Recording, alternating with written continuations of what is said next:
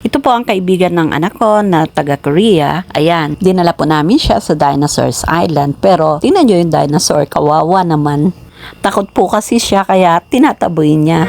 Hello guys, naisipan po namin dalhin ang aming mga kaibigan dito sa Dinosaurs Island dito sa May Clark, Pampanga. Yara, dinulo mo pa yung takot.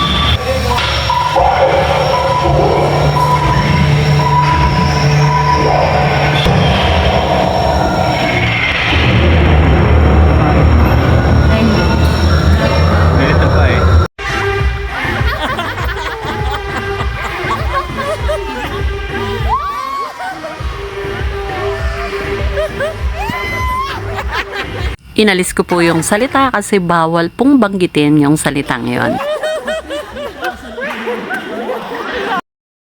Thank you for watching. Follow for more videos.